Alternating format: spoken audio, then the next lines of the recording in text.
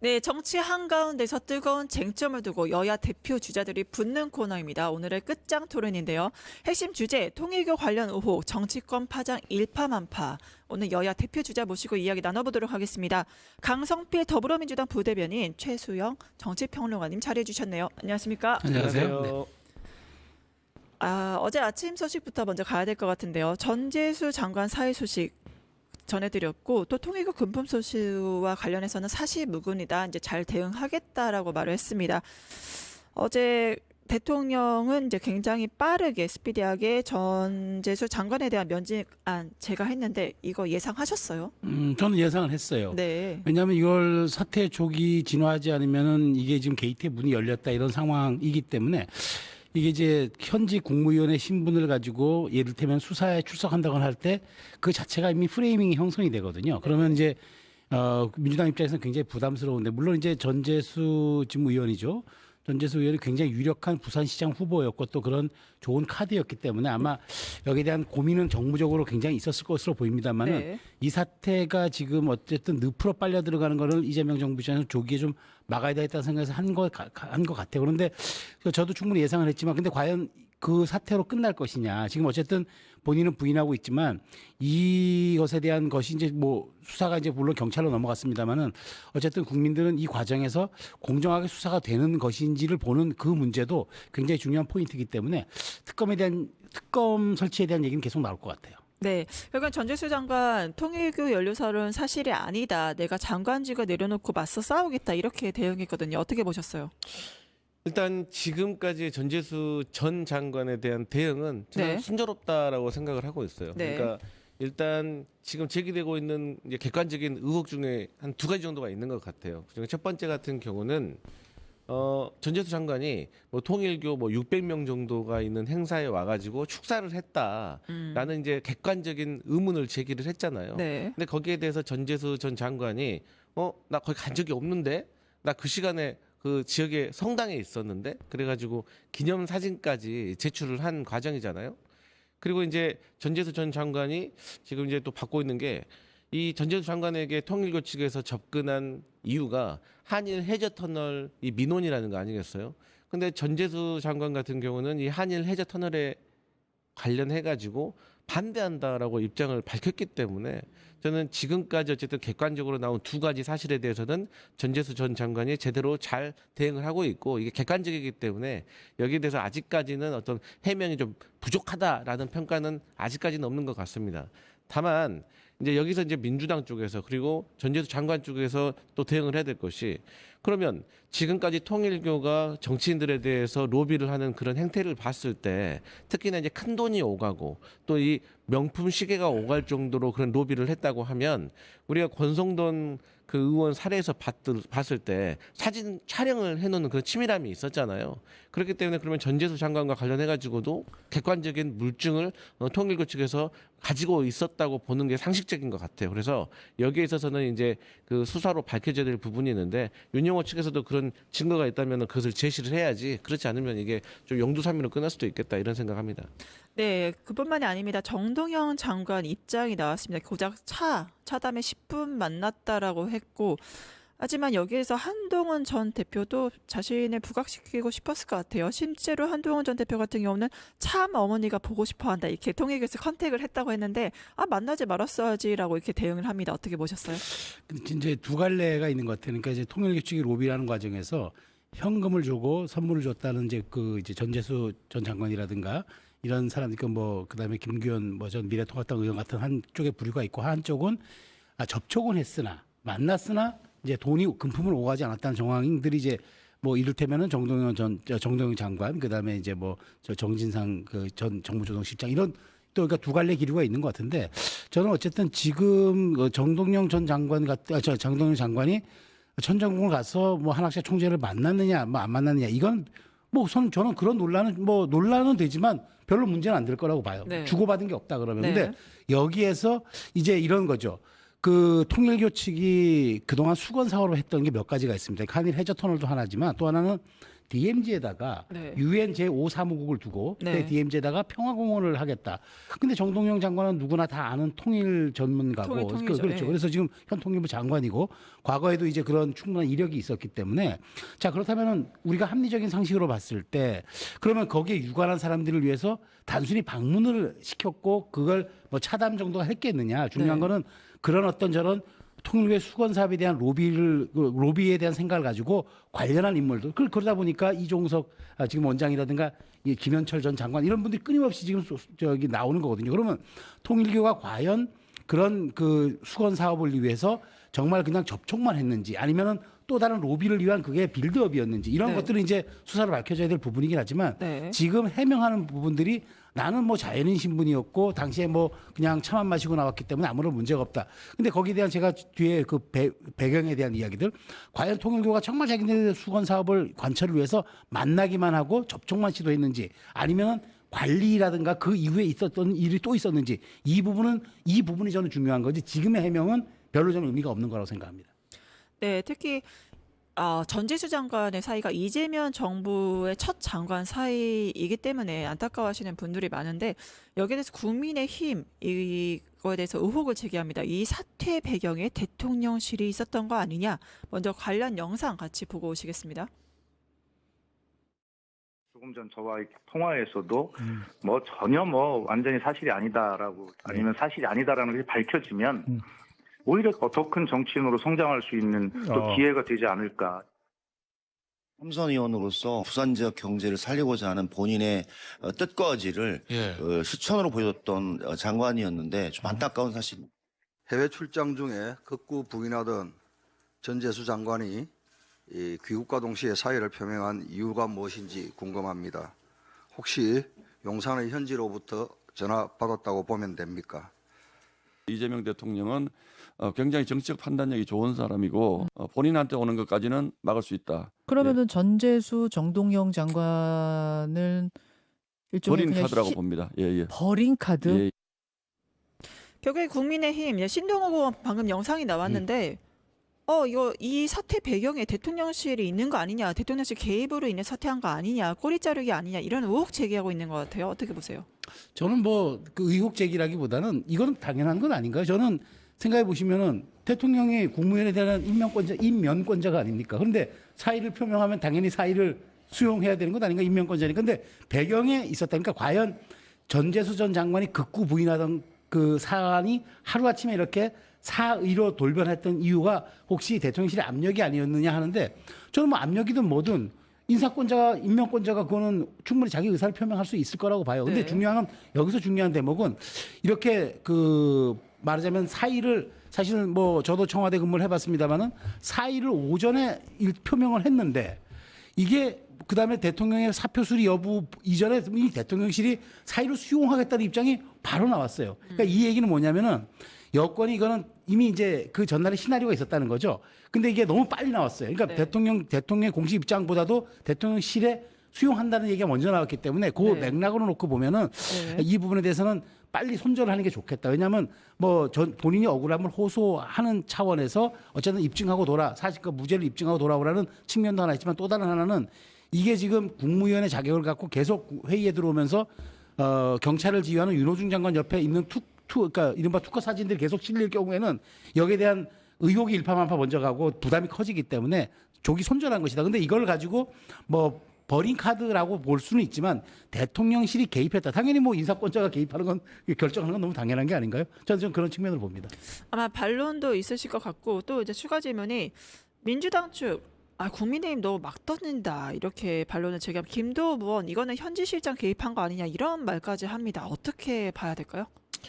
일단 그 국민의힘에서는 이제 전재수 장관이 통일교와 관련해 가지고 이제 연루가 되니까 부산시장 관련해 가지고 지방선거에서 호재가 열렸다라고 이제 되게 좋아하는 분위기인데 저는 사실 이거 깊게 들여다보면은 절대로 이게 국민의힘 입장에서 좋을 일이 아니거든요.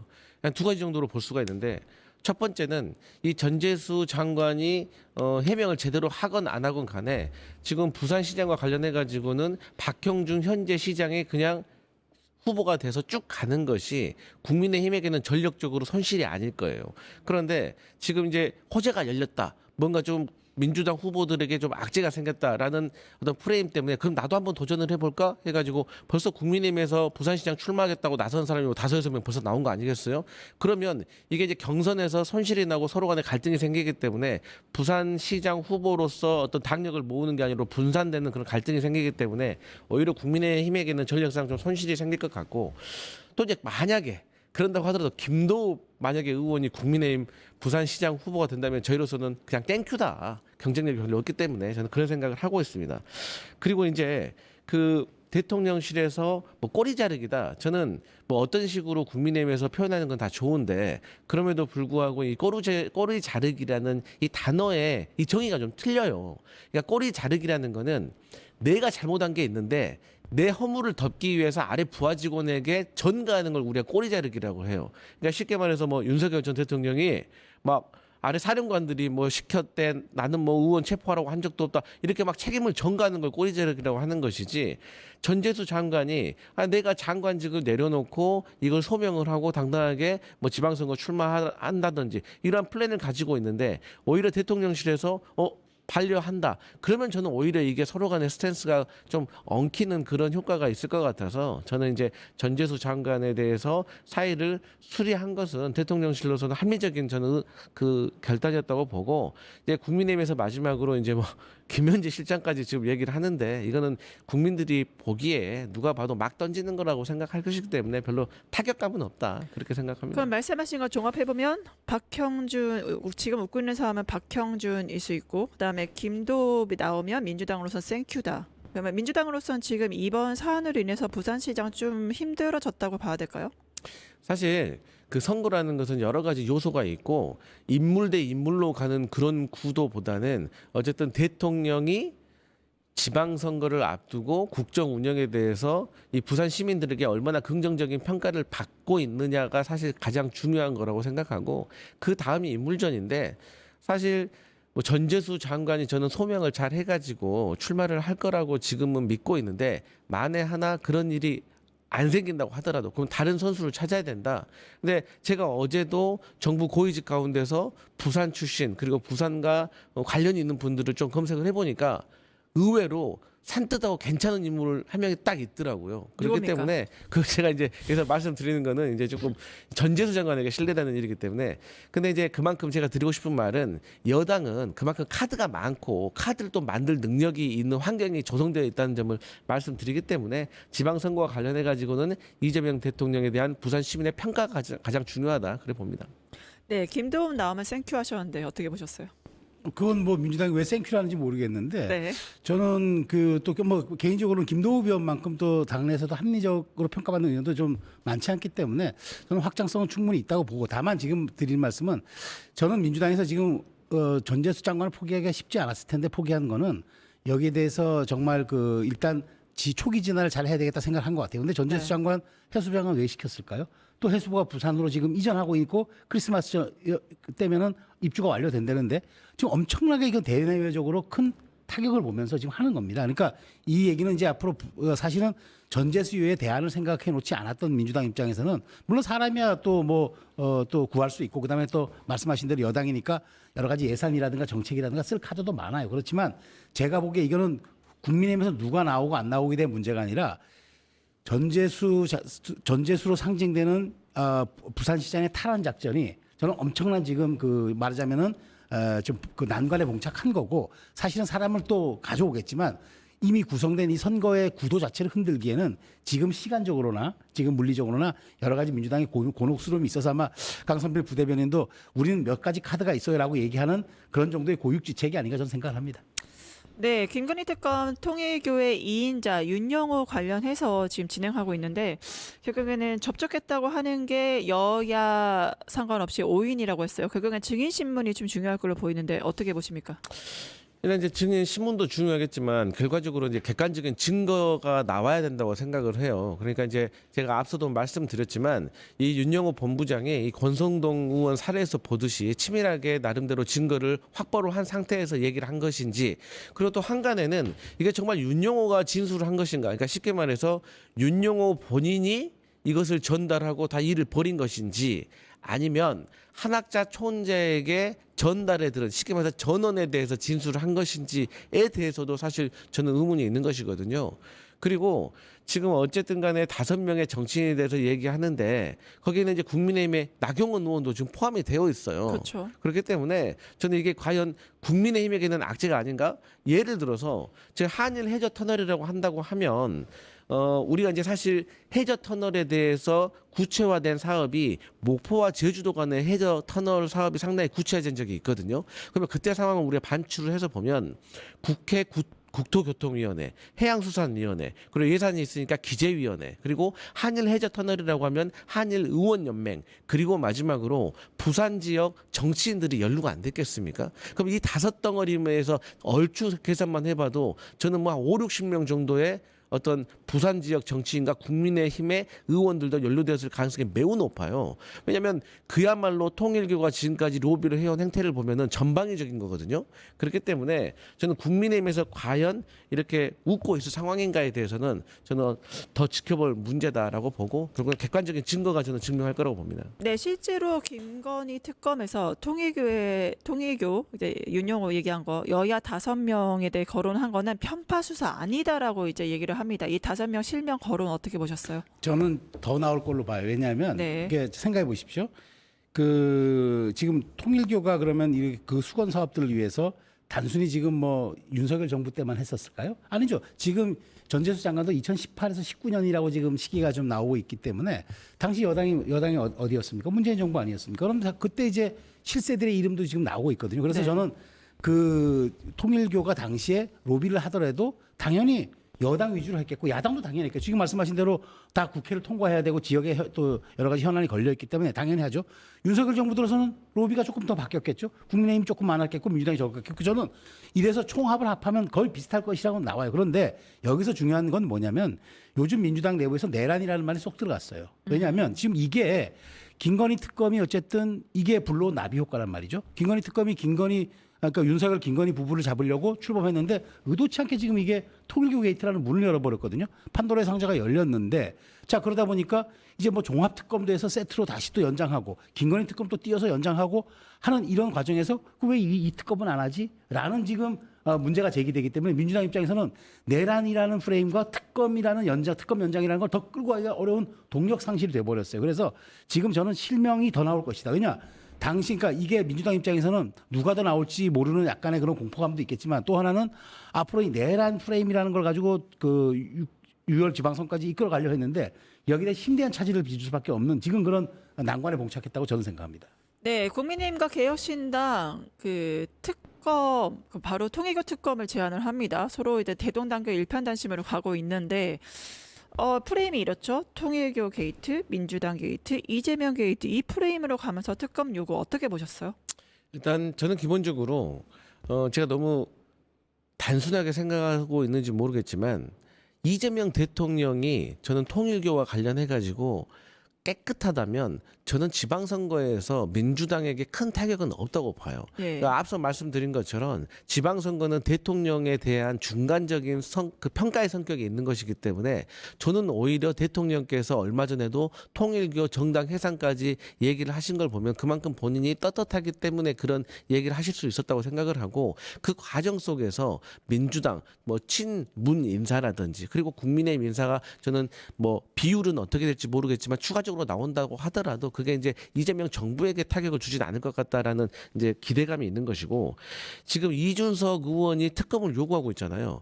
저는 기본적으로 이준석 의원이 과연 특검을 요구할 자격이 있는가? 지금 이 사람 윤석열 전 대통령하고 공천과 관련해서 피의자로 특검에 입건이 돼 있는 사람이에요. 얼마 전에 윤석열과 이준석 간의 대화 내용이 공개가 됐잖아요.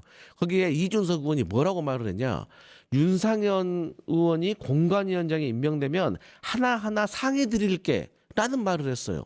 공당의 대표가 대통령하고 공천과 관련해서 상의한다는 건 불법인 거예요. 이거를 이준석 의원이 몰랐겠습니까? 네. 알았잖아요. 네. 대통령이 그런 말을 했다면 대통령님, 대통령이 정당의 공천에 관여하는 것은 불법입니다. 저희가 알아서 잘 하겠습니다. 이런 얘기를 해야 될 사람이 이런 대화를 나눴다는 자체만으로도 저는 이준석 의원은 지금 특검을 요구할 게 아니라 본인이 피해자로서 특검의 조사 대상이라는 점을 말씀드리고 그게 한 단이 있는 것이고 나머지 하나가 우리 최수영 평론가님께서 말씀하셨던 것처럼 저는 이제 어차피 내란 특검과 김건희 특검은 미진하고 아직 풀어내지 못한 남은 여죄에 대한 수사가 더 필요하기 때문에 저는 이 부분에 있어서도 얹혀서 같이 할 수 있겠다라는 생각은 해봅니다.